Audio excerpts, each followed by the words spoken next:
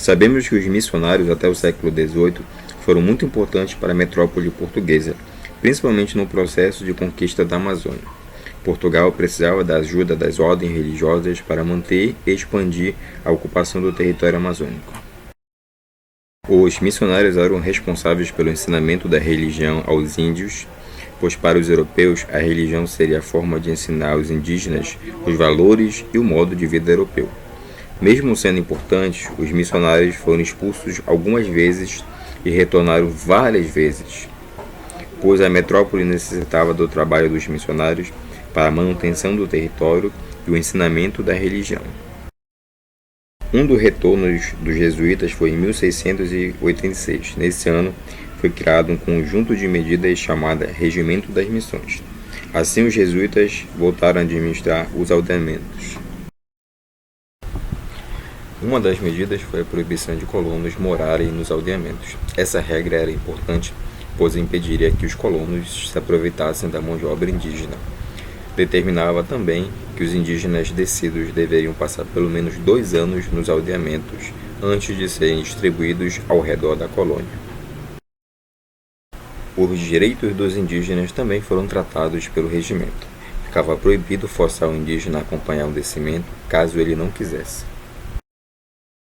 Descimentos é a forma que eram chamadas as expedições missionárias, que tinham como objetivo levar os indígenas para os aldeamentos. Além disso, o regimento previa que o indígena aldeado teria liberdade. É importante saber que nessa época a liberdade não tinha o mesmo significado que hoje. Naquela época, ser livre não significava poder fazer o que quisesse. Geralmente, ser livre era não ser escravo. O índio também teria direito à propriedade e o seu trabalho seria remunerado. Com o regimento das missões, as ordens religiosas ficaram com mais poder. Afinal, elas controlavam os aldeamentos e, com isso, grande parte da mão de obra disponível na Amazônia no período colonial de fato. Isso aconteceu porque os missionários ainda eram importantes para garantir a ocupação do território amazônico. Contudo, até quando os missionários interessaram a metrópole? Vamos descobrir? A metrópole portuguesa manteve esses religiosos na colônia por mais de um século. Isso ocorreu porque durante muito tempo ela precisou do trabalho das ordens religiosas para efetivar a ocupação do território, mas por volta de 1750 o posicionamento da metrópole em relação aos religiosos mudou. Vamos saber quais foram as razões? Portugal havia invadido terras espanholas, principalmente na Amazônia, utilizando o uti possidetis, princípio de direito internacional, segundo o qual os que de fato ocupam um território possuem direito sobre este. O uti possidetis foi criado no período do Império Romano, e é justamente a característica. Se você é dono de um território, mas você nunca habitou ele, nunca conviveu, nunca utilizou ele, você tem a chance de perdê-lo. Se alguém invade essas terras e começa a habitar, produzir, essa pessoa tem a chance de ser dona de fato desse território. No século XVII, existiam limites territoriais que ainda não estavam bem estabelecidos, porque a Espanha ainda não havia demarcado seu território ibérico, mas durante toda a União Ibérica o Tratado de Tordes as Ilhas esteve anulado. A expansão do território brasileiro acontece a partir do descobrimento e vai até o Tratado de Madrid em 1750. Nessa época, teve seu território aumentado em 2 vezes. Esse aumento é decorrente do desenvolvimento econômico e dos interesses políticos que giravam em torno da colonização. O Tratado de Madrid foi um tratado firmado na capital espanhola entre os reis João V de Portugal e Fernando VI da Espanha, em 13 de janeiro de 1750, para redefinir os limites entre as colônias sul-americanas. Pondo fim assim a disputas. As novas fronteiras entre as colônias portuguesas e espanholas na América seriam definidas pela ocupação de cidadãos portugueses. Portugal, que havia conseguido expandir seu território para oeste e para norte, precisava provar que ocupava a região para ter direito a ela. Contudo, como fazer isso?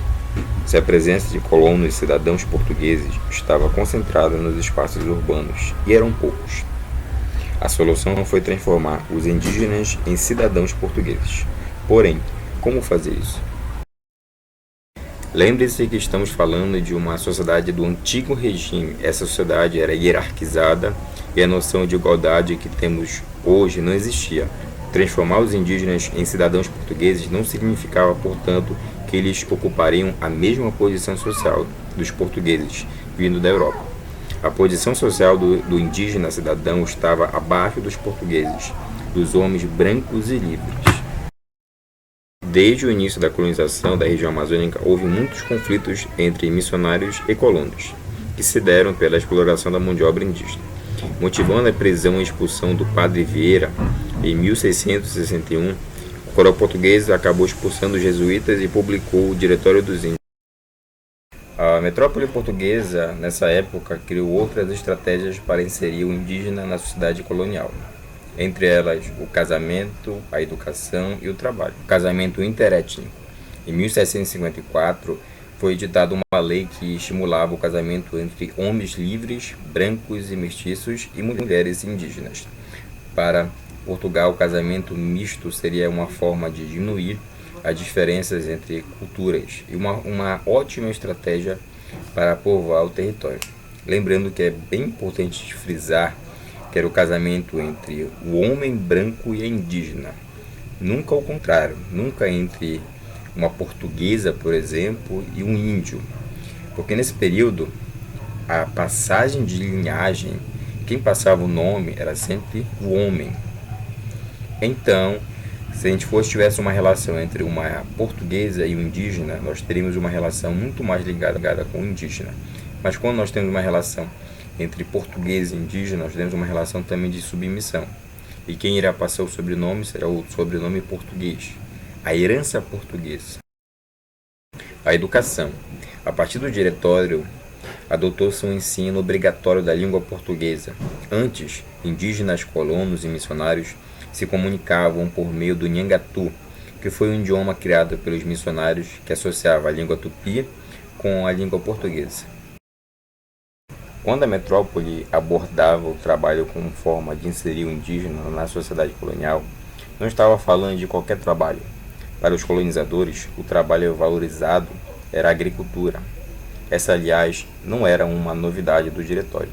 Os missionários já ensinavam técnicas agrícolas aos indígenas aldeados. Porém, enquanto os missionários objetivavam tomar os indígenas mais dóceis para aceitar a catequese e a conquista, a partir do Diretório, a metrópole objetivava torná-lo um camponês civilizado, capaz de produzir alimentos e não simplesmente coletá-los, como acontecia na atividade extrativista. Essas medidas foram regulamentadas e ampliadas com o Diretório dos Índios, em vigor entre 1757 e 1798. O Diretório dos Índios foi uma lei colonial que concedia liberdade aos indígenas e previa que eles vivessem em espaços administrados por suas próprias lideranças. Essa lei transformava os indígenas em vassalos do rei de Portugal. A partir desse momento, eles deveriam obedecer ao rei e não mais aos missionários. O rei de Portugal precisava ganhar a confiança dos indígenas, pois eles confiavam apenas nos missionários. A partir do Diretório, os indígenas foram considerados cidadãos portugueses, com os mesmos direitos dos colonos. Poderiam ser donos de terras, empregados, remunerados e se inserir na hierarquia militar. O Diretório é um enunciado ao longo de 95 parágrafos.